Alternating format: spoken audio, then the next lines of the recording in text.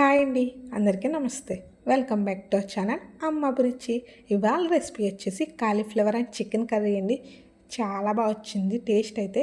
First time try చేశాను. ఎలా వస్తుందో ఏంటనుకున్నాను కానీ టేస్ట్ అయితే అదిరిపోయింది. చాలా ఈజీ ప్రాసెస్ అండి. ప్రాసెస్లోకి అయితే వెళ్ళిపోదాం. ముందుగా చికెన్ అయితే కొంచెం కలుపు వేసి క్లీన్గా కడిగేసుకోండి. అలా కడుక్కున్న చికెన్లో హాఫ్ స్పూన్ పసుపు వేసుకోండి. అలాగే 1 స్పూన్ సాల్ట్ని కూడా వేసుకోండి. మన స్పైసీకి తగ్గట్టు కారాన్ని అయితే వేసేసుకోవాలండి. మొత్తం చికెన్కి పట్టేంత వరకు కలుపుకోవాలండి. ఒక 5 నిమిషాలు కలుపుకోండి. మనం వేసుకున్న ఉప్పు కారం చికెన్కి అయితే బాగా పట్టాలండి. అప్పుడే చికెన్ ముక్క అనేది టేస్టీగా ఉంటుంది. ఇలా కలిపేసుకొని పక్కన పెట్టుకోండి. ఈలోపు స్టవ్ వెలిగించి గిన్నె పెట్టి నీళ్ళు అయితే వేసుకోండి. అలాగే కాలీఫ్లవర్ని కొంచెం పెద్ద సైజుగా కట్ చేసుకోండి. చిన్నవైతే కట్ చేసుకోండి. కర్రీలో వేసినప్పుడు ఉడికేటప్పటికి ముక్కలు అయిపోతుంది. కాబట్టి కాలీఫ్లవర్ని కొంచెం పెద్ద ముక్కలుగా కట్ చేసుకోవాలి. నీళ్లు బాగా మరుగుతున్నప్పుడే కాలీఫ్లవర్ని అయితే వేసేసుకుని ఒకసారి కలిపేసుకోండి. కలిపేసుకుని స్టవ్ని అయితే ఆఫ్ చేసుకోవాలి. ఒక 5 నిమిషాల నుంచి కాలీఫ్లవర్ని వాటర్ని అయితే సెపరేట్ చేసుకోండి. ఇంకొంచెం ఉంటే కాలీఫ్లవర్ అనేది బాగా ఉడికిపోతుంది.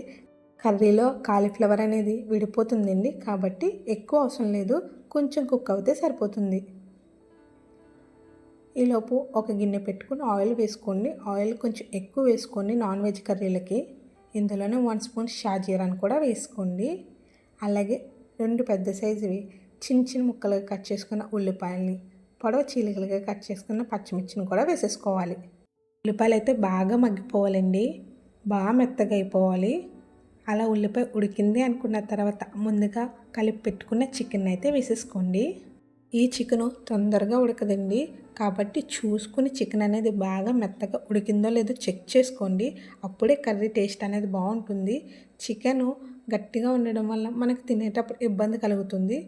కాబట్టి చికెన్ బాగా మెత్తగా అయ్యేంత వరకు ఉడికించుకోవాలి. ఇలా మొత్తం కలిపేసుకున్న తర్వాత మూత పెట్టుకుని చికెన్ అంతా బాగా ఉడికేంత వరకు ఉడకనివ్వండి. Chicken almost ఉడికిపోవాలండి. అలా ఉడికేంత వరకు ఉడకనివ్వండి. ఇందులోనే కాలీఫ్లవర్ని కూడా వేసేయండి. కాలీఫ్లవర్ని చికెన్ మొత్తం ఉడికాక మాత్రమే వేయండి. లేదంటే కాలీఫ్లవర్ ఇంకొంచెం ఎక్కువగా ఉడికిపోతుంది. కాలీఫ్లవర్ కూడా వేసేసాక మొత్తం కలిసేంత వరకు కలిపేసుకోండి. కాలీఫ్లవర్ సగం ఉడికేంత వరకు మగ్గించుకోవాలండి. ఇందులోనే అల్లం వెల్లుల్లిపాయ పేస్ట్ని కూడా వేసేయండి. ఒక పూర్తి స్పూన్ వేసుకుంటే సరిపోతుందండి. అల్లం వెల్లుల్లిపాయ పేస్ట్ పచ్చివాసన పోయేంత వరకు వేగనివ్వాలండి. అలాగే మంటనైతే హై ఫ్లేమ్లో పెట్టుకొని లో ఫ్లేమ్లో పెట్టుకుని కుక్ చేసుకోవాలి. మీరు కనుక ఫస్ట్ టైం నా ఛానల్ చూస్తుంటే కనుక వీడియో నచ్చితే లైక్ చేయండి, షేర్ చేయండి. మన ఛానల్లో ఉన్న వీడియోస్ని కూడా చూసేయండి. ఖచ్చితంగా వీడియో నచ్చితే ఛానల్ సబ్స్క్రైబ్ చేసుకుని వెళ్ళండి. అస్సలు మర్చిపోకండి. వెళ్తా ఛానల్ సబ్స్క్రైబ్ చేసుకుని వెళ్ళండి. కాలీఫ్లవర్ కూడా ఉడికాక ఇందులోనే ఆల్రెడీ మనం చికెన్లో సాల్ట్ కారం వేసాం కాబట్టి సాల్ట్ కారం వేసేటప్పుడు చూసుకుని వేసుకోండి. హాఫ్ స్పూన్ సాల్టు అలాగే హాఫ్ స్పూన్ కారాన్ని కూడా వేసేసి మొత్తం కలిసేంత వరకు కలిపేసుకోండి. ఒక్క 3 నిమిషాలు మగ్గిస్తే సరిపోతుందండి. ఎక్కువ అవసరం లేదు. అలా మగ్గాక ఇందులో వాటర్ని అయితే వేసేయండి. ఆల్రెడీ చికెన్ అయితే ఉడికిపోయిందండి. అలాగే కాలీఫ్లవర్ కూడా ఉడికిపోయింది.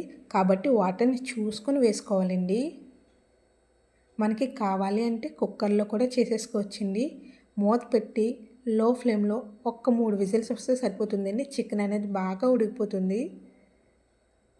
కానీ మనకైతే అవసరం లేదు. ఆల్రెడీ చికెన్ అయితే బాగా ఉడికిపోయిందండి. బాగా దగ్గరికి అవ్వాలి. మూత పెట్టుకుని నీళ్ళన్నీ దగ్గరికి ఎగిరిపోయేంత వరకు ఎగరనివ్వండి. ఇందులోనే చిన్న గరం మసాలా పేస్ట్ని అయితే వేసుకోవాలండి. దీనికి వచ్చేసి 1 స్పూన్ ధనియాలు, 1 స్పూన్ జీలకర్ర, 4 లవంగ మొగ్గలు, 2 యాలకులు, చిన్న దాల్చిన చెక్క వేసి మెత్తగా మిక్సీ పట్టేయండి. ఈ గరం మసాలా పేస్ట్ లాస్ట్లో వేసుకోండి. అప్పుడే బాగుంటుంది టేస్టు. మసాలా వాసన అయితే ఉండదండి. నూనె పైకి తేలేంత వరకు ఉడకనించి దగ్గరికి అయ్యాక స్టవ్ ఆఫ్ చేసుకోండి. అంతేనండి. Tasty chicken and cauliflower curry అయితే రెడీ. మీరు కూడా ట్రై చేసి ఎలా వచ్చిందో కామెంట్ చేయండి. వెళ్తా ఛానల్ సబ్స్క్రైబ్ చేయండి.